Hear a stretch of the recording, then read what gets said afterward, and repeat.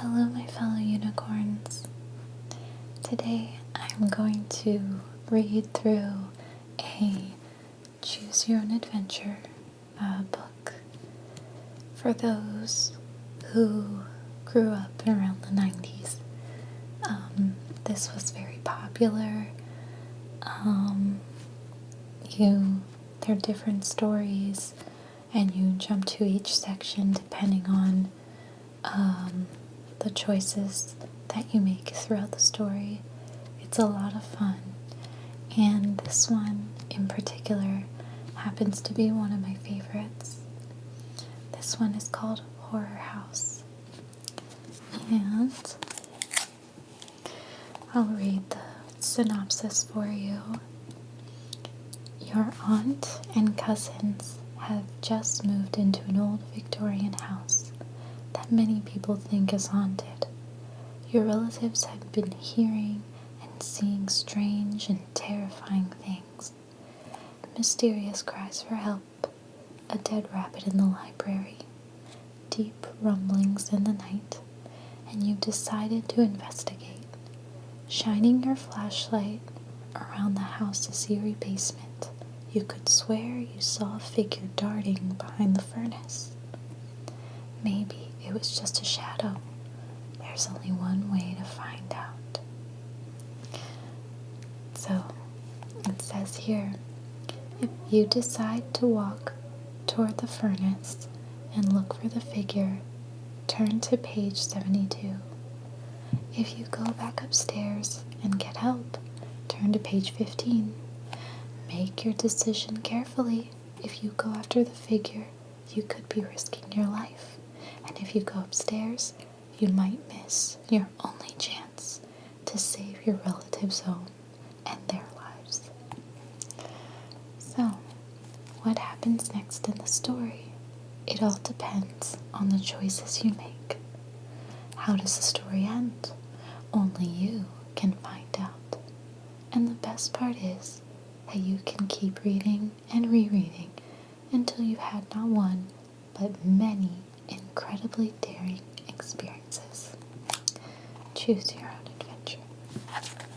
So, I think these stories are fun and entertaining, and you can read different versions of them and stay entertained for hours. So, let's open this up. And here we have The Horror House, illustrated by Ron Wing. It's a really nice Victorian home. And there's the moon.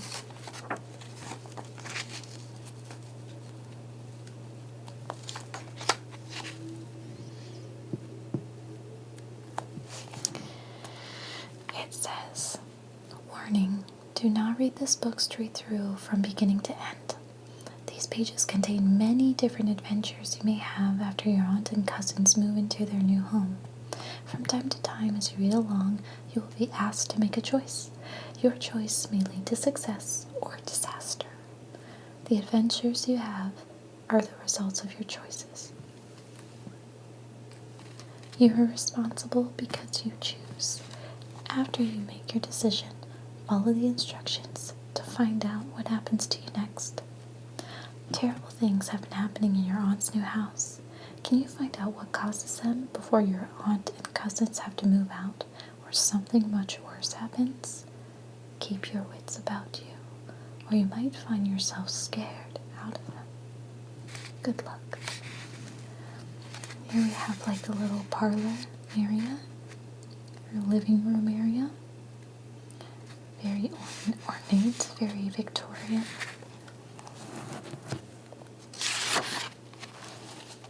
Okay, so what I'm going to do is I'm just going to read through one version of it. I'm not going to go through all the versions and reread it, but I figure, why not read through one, right? So, your Aunt Lily and her children, Martin and Melissa, just moved into your town, and you're about to pay a call on them. Melissa's a little uppity, and Martin, who is a couple of years younger than you, is a nervous, nerdy kid. Still, you like Aunt Lily a lot, and you're curious to see the place she bought, the old Peckham house on Highland Street. It has a history that would scare off most people. Mr. Peckham, a president of the local bank, lived alone in the house for as long as anyone could remember. Then one day, he was found hanging from the dining room chandelier. It was years before the property was sold again, and a man named Robert Stabler and his wife moved in. One night soon afterward, Mrs. Stabler ran out the house screaming. When the police came, she told them that she and her husband had been lying in bed and were startled by a noise downstairs. Her husband went to investigate. She heard him scream, rushed down to see what happened, and found him lying on the floor, dead, his neck and throat covered with bites and scratches. The police thought he'd been killed by a wild animal, but the county medical examiner said that Dr. Stabler had not died from wounds, but from a heart attack brought on by fear. No one ever learned who or what had attacked him. It says turn to page 3. So here we have a bigger picture of the home, the old Peckham home. And the protagonist, I forget his name right now, looking up at it with his bike. It does look pretty ominous. Anyway, Mrs. Stabler declared she would never set foot in the house again. Her lawyer put the property on the market, but no one would buy it. People in town said there was a curse on it. They began calling it the Horror House.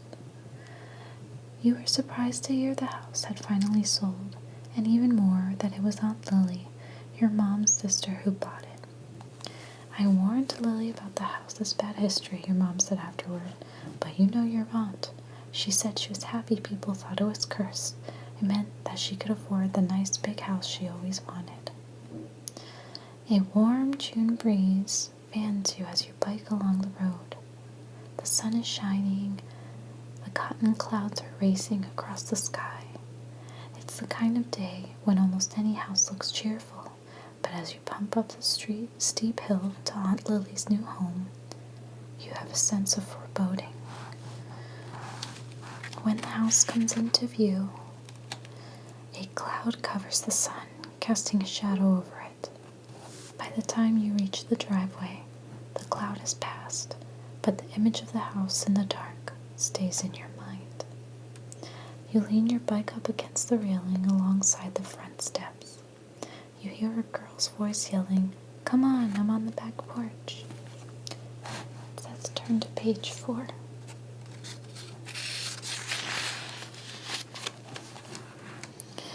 The porch wraps around the side of the house, so you follow where it opens up into a large veranda. A comfortable wicker furniture is scattered about. A straw rug covers the floor, and in a corner, a hammock swings to and fro. Your cousin Melissa is propped up in it with pillows reading a magazine. "Hi," she calls to you. At that moment, a large, furry object crashes against you. Paws rake at your chest. Turn to page 28.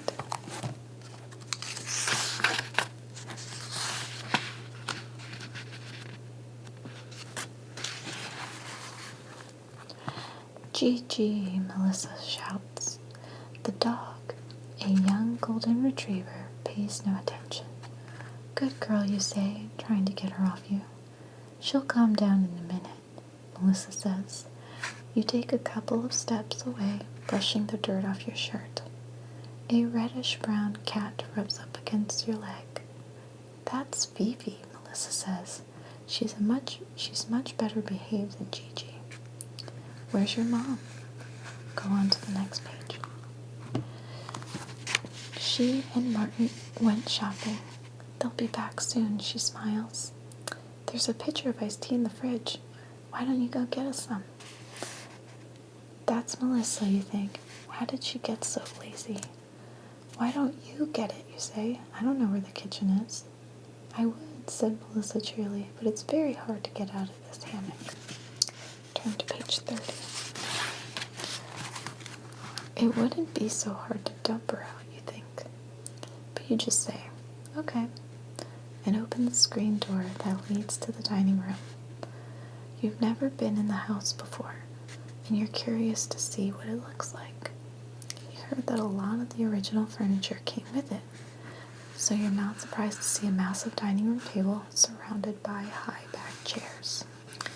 Turn to page 6.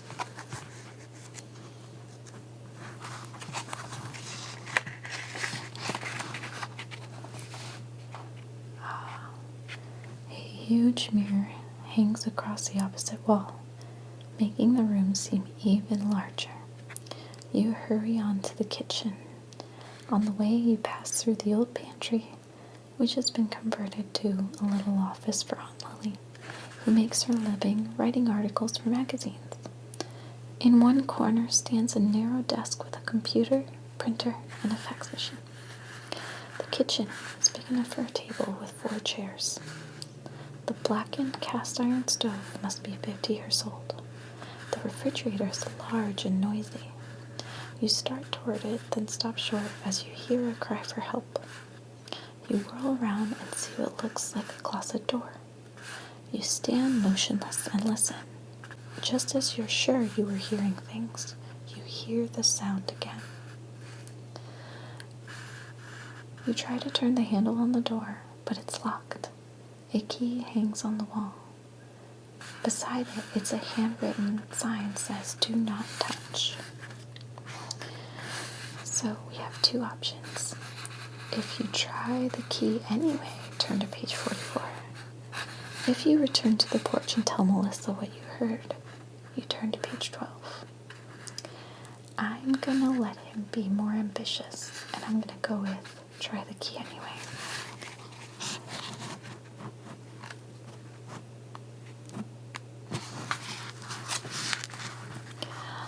Oh no. You put the key in the lock, turn it, and peer into the darkness.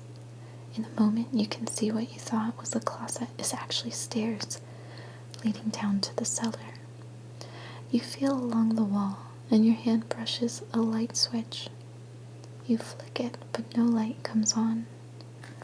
You don't want to go downstairs in the dark, so you lean over the top step listening. At that moment, something hits your backside, pushing you over the edge. You grab the handrail but miss. Suddenly, you're tumbling down the stairs. You let out a yell. A second later, you hit the concrete floor. You lie there a few seconds, hoping you didn't break any bones. Gigi, get back, Melissa calls from the top of the stairs. You realize that it was the dog that jumped you. Are you all right? Melissa called down. I think so, you call. Then you hear voices. Aunt Lily and Martin have returned. You're sore and aching in several places, but you manage to get to your feet and walk stiffly up the stairs. Aunt Lily runs to you as you reach the top. My goodness, are you all right, dear? I think so, you say. I'm terribly sorry this happened, Aunt Lily says. We've got to send Gigi to dog school. If only you hadn't opened that door. I thought I heard someone calling for help, you say. Is anyone down there? Turn to page 66.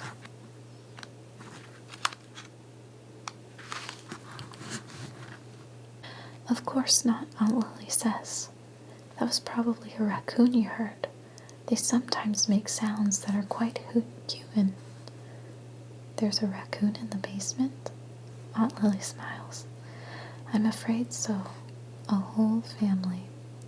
She leans over and brushes her hair back from your forehead. That's why we keep the door locked.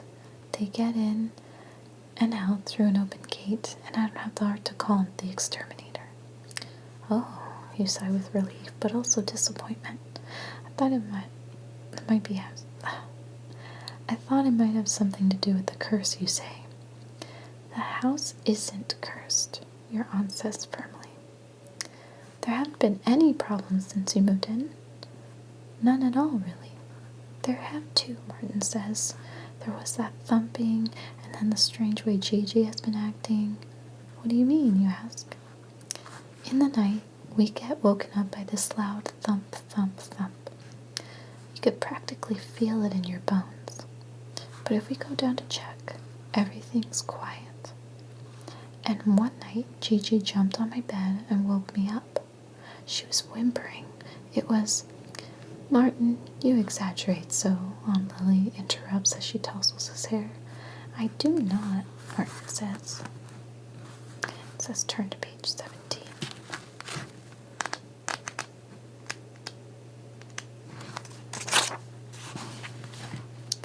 Later, biking home, you think about what happened.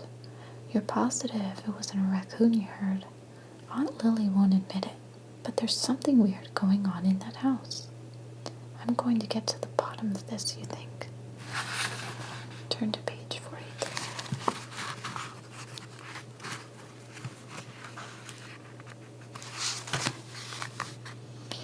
The following Saturday, you bike over to Aunt Lily's house again. You find her on the porch reading a book. She looks up. Hi, dear. Come have a ride in the hammock. Melissa and Martin went down to the corner store. They'll be back soon. Aunt Lily starts reading again. You climb into the hammock and begin to swing.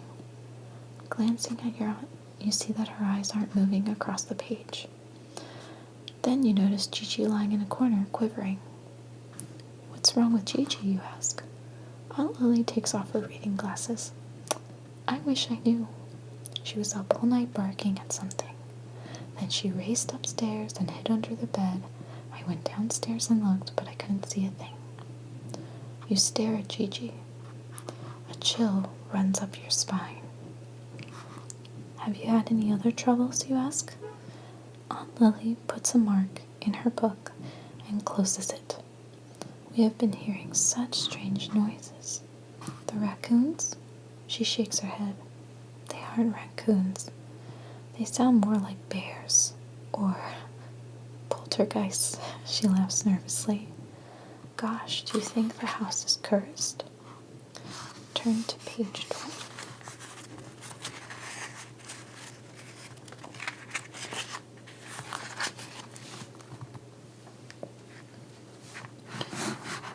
Aunt Lily stands up, puts the book firmly down on a small table, and heads towards the door.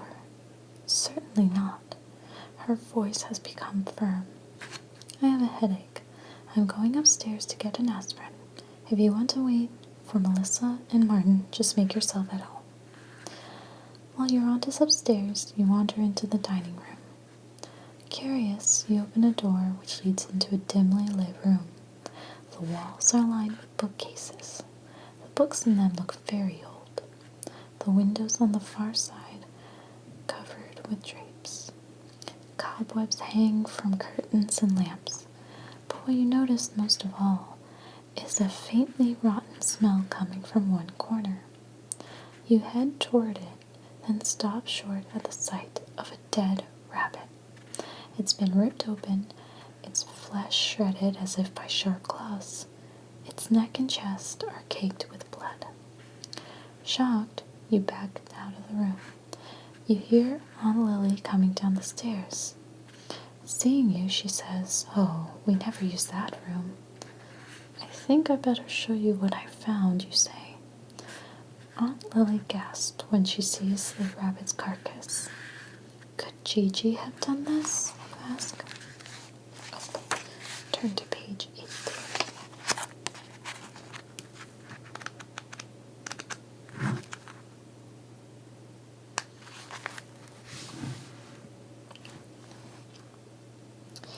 That daffy dog, she shakes her head.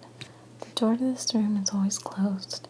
She stares at the rabbit for a moment, then says, "I'll seal it in a garbage bag. Get the shovel from the garage and meet me behind the house." You and your aunt take turns digging a hole. You watch as she buries the rabbit. She hoses off the shovel, puts it back in the garage, then returns it to the library and scrubs the carpet with a stiff brush and pail full of hot water with ammonia. After she's washed her hands, she takes you into the kitchen and starts a pot of coffee. You have a feeling she doesn't want to talk about the rabbit. Would you like a chocolate chip cookie? She asks. Sure. You are feeling a little bit queasy after burying the rabbit, but the cookie sounds good. No more than one of these, she says, or you'll blow up like a balloon and your teeth will drop out. She glances out the window. Here come Melissa and Martin. Don't mention the rabbit to them. They're nervous enough as it is with everything that's been happening around here. You nod and head for the door to greet your cousins. My goodness, Aunt Lily exclaims as they walk in. I'm late for my dental appointment. She gives Melissa and Martin a hug, each a quick hug, blows a kiss to you, and is out the door. Turn to page 19.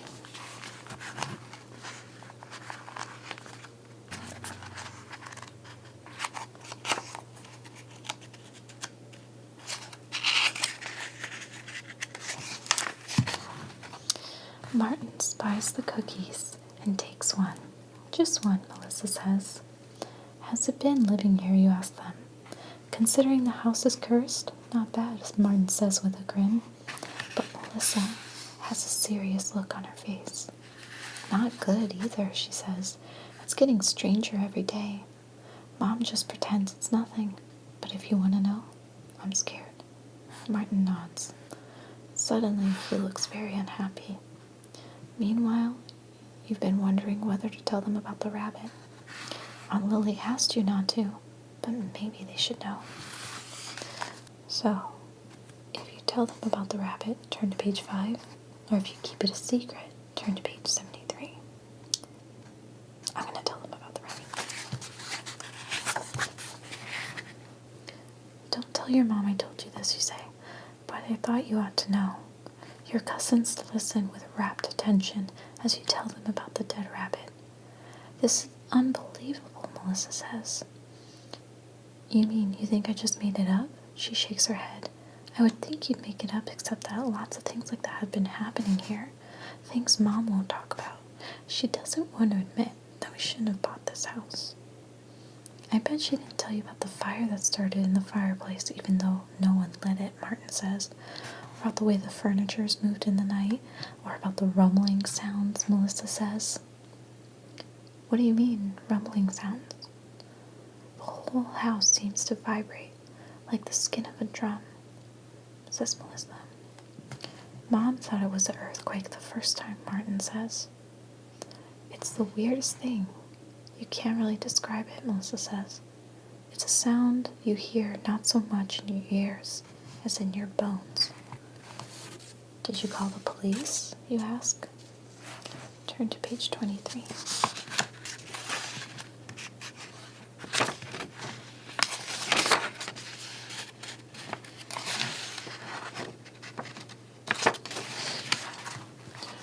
Oh, sure. They came and looked all around, but they couldn't find anything, Martin says. Some of them think the house is cursed, and it serves us right for buying it, and some of them think we're crazy. They say we won't come back because there's no evidence of any crime, Melissa says. Gee, your mom didn't tell me any of this, you say. She just hopes it'll go away, Melissa says. You see, if this house is really cursed, if we have to move out, no one else would want to buy it, and we wouldn't be able to afford the mortgage payments. We'd be flat broke. Do you think someone is breaking into the house, you say? If they did, we'd know it, Melissa says. We have an alarm system, and Gigi would bark. She shrugs. If the police can't find out what's wrong, I don't know how we can. I have an idea, Martin says. Something weird happens almost every night. If you stayed overnight, you could check everything out. Melissa, grinning, says, Very smart, Martin. Our cousin here will vanquish the spirits. She pokes her shoulder. If you dare. Of course I dare, if you dare to help me, you say. We'll do it, Martin says. Turn to page 88.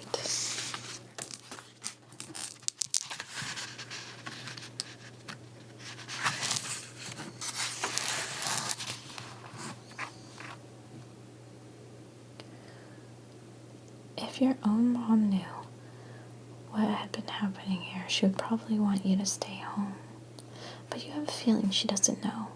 Your cousins say Aunt Lily won't talk about it.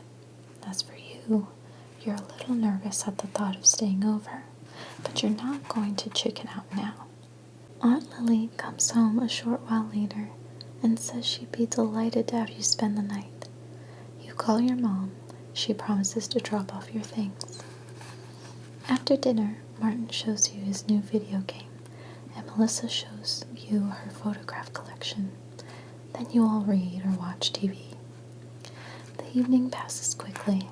Nothing strange occurs, so you, Melissa, and Martin decide to turn in early, vowing if anything happens in the night, you'll get up and investigate it. Aunt Lily has made the guest room for you, but after everyone's gone to bed, you get a bold idea. Why not sleep on the daybed in the living room? Then, if something strange happens downstairs, you'll see exactly what it is. You gather up a blanket and pillow and head for the stairs. Then you hesitate. You're curious, but you don't want to be stupid.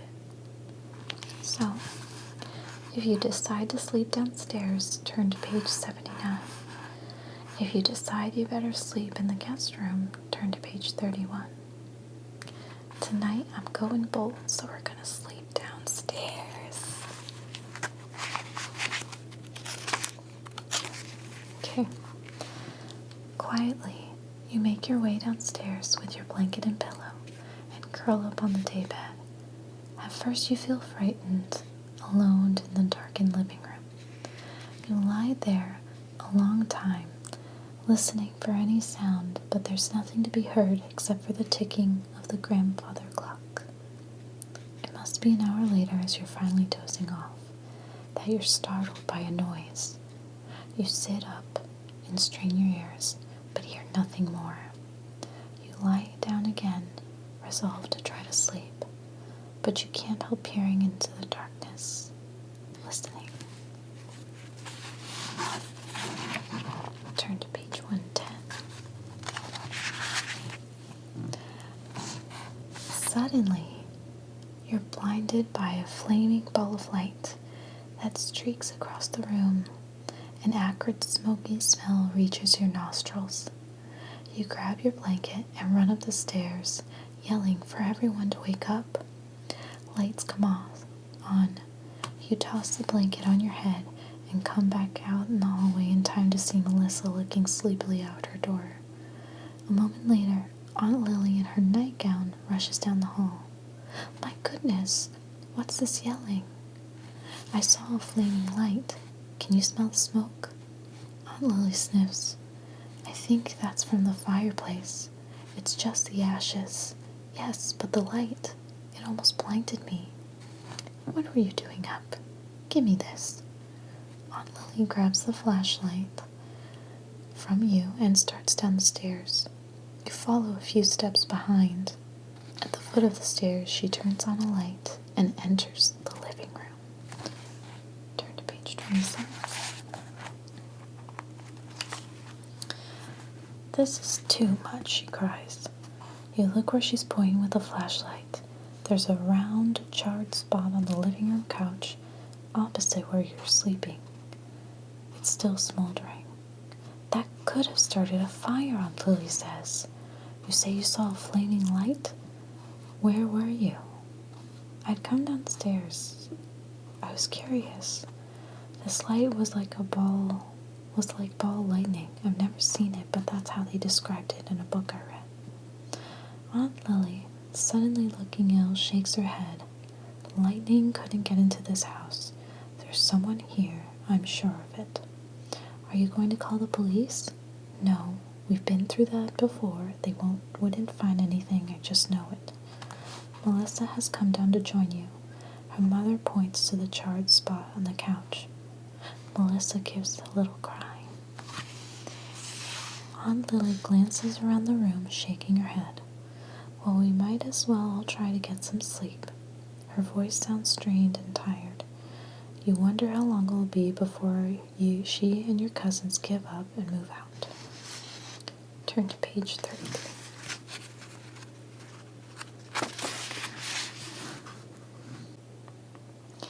Later, when you return home, you start to tell your parents what's been going on at Aunt Lily's.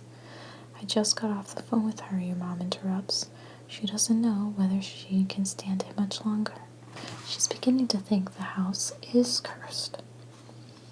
I'm convinced someone gets into that house and does these things, your dad says. I've told Lily she should hire a private detective. Now I'm going to insist on it. It's the only way.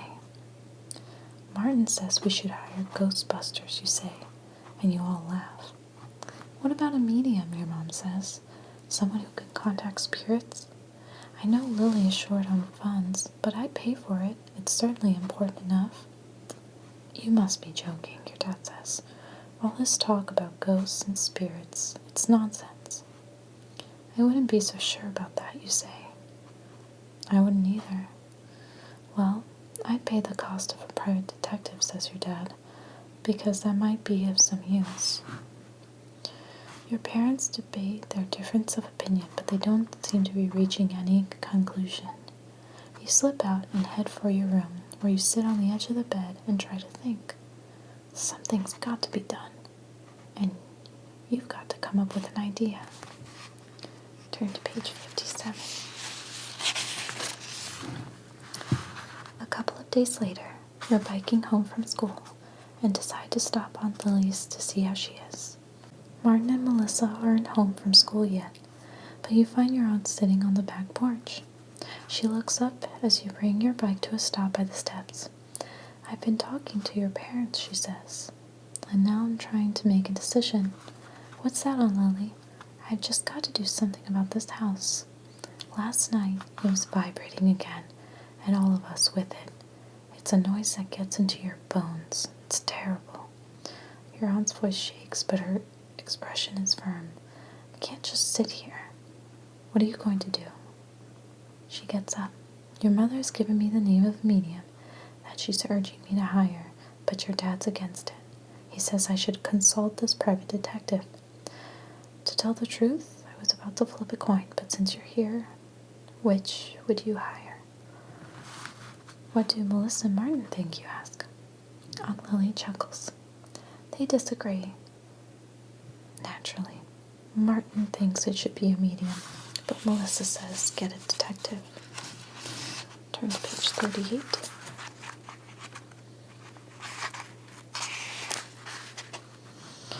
Normally, you think it best to get a private detective, but there's something unreal, almost supernatural, about what's been happening.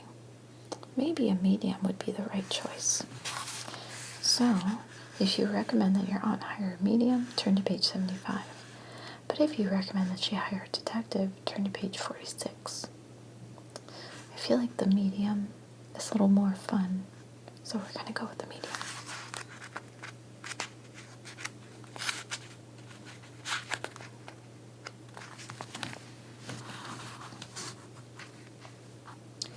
You tell your aunt you think a medium would have better luck solving the mystery. Aunt Lily decides to follow your advice. You're curious to see what happens, so you make sure you're on hand the following Saturday when the medium arrives. You'd expected a hunched-over old woman with a hooked nose, but the medium turns out to be a man who looks more like a banker than someone who deals with spirits and poltergeists. Dr. Faustus is thin, middle-aged, and wears a closely cropped beard.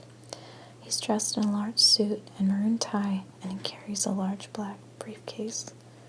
Aunt Lily shows him into the living room, where he listens intently as you all take turns describing what's happened. Turn to page 82. I've never been in this house before, Dr. Faustus says, but I feel I know it well. It fits a common pattern. What's that? Melissa asks. People move in. Things begin to happen. Strange things that have no explanation. Whoever owns the house hopes these things will stop, but they don't. They get worse, and then he hesitates. Someone dies, he finishes in a low voice. Oh, surely, Aunt Lily begins, but the look she gets from Dr. Faustus stops her in mid-sentence. But you've come to me in time, he says. Well, what do you intend to do? Your aunt asks. Turn to page 42.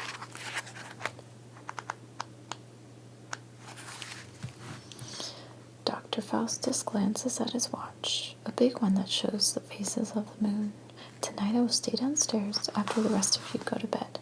When the spirit shows itself, I'll purify the air with a special elixir. At the same time, I will utter the dreadful words that spirits cannot abide. The walls may shake, dishes may break, light bulbs may pop, but all spirits will be purged from this house. With a sweep of his hand, he adds, you and these children will be saved. That night, you lie in bed a long time, trying to stay awake. You don't want to miss the action. You fall asleep anyway, but are awakened by screams from downstairs. It's Dr. Faustus. You jump out of bed, and at that moment experience the rumbling you've heard about. Melissa was right. You feel it in your bones. More screams. You open the door. Aunt Lily in her nightgown is already racing down the hall. Lights go on. You throw on some clothes. By the time you're out of your room, Martin and Melissa are both in the hallway. The screams have stopped. Turn to page 25.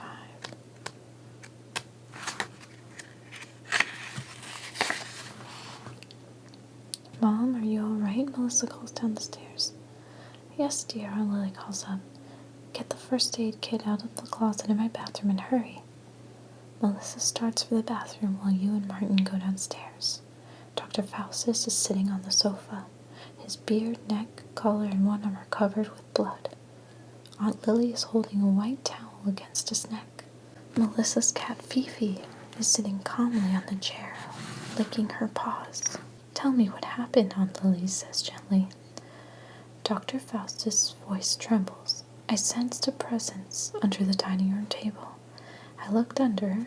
He points at Fifi. That cat had turned into a monster. No, Fifi wouldn't do such a thing, interrupts Melissa halfway down the stairs. Fifi couldn't do such a thing, Aunt Lily says. She's much too small. She did it, I tell you, she turned into a monster, Dr. Faustus cries. He shakes his head. The power here is too strong. Too strong. Melissa holds out the first aid kit.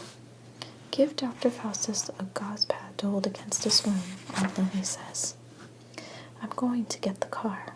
I'll have to take him to the emergency room. Turn to page 40.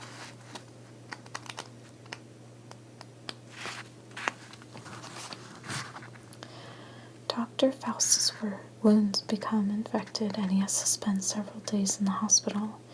He eventually recovers with only a few small scars to show for his ordeal, but soon afterward he leaves town, saying he's giving up his practice altogether. As for Aunt Lily, the horror of what happened to Dr. Faustus is just too much for her. She, Melissa, and Martin moved to a much smaller house on the other side of town.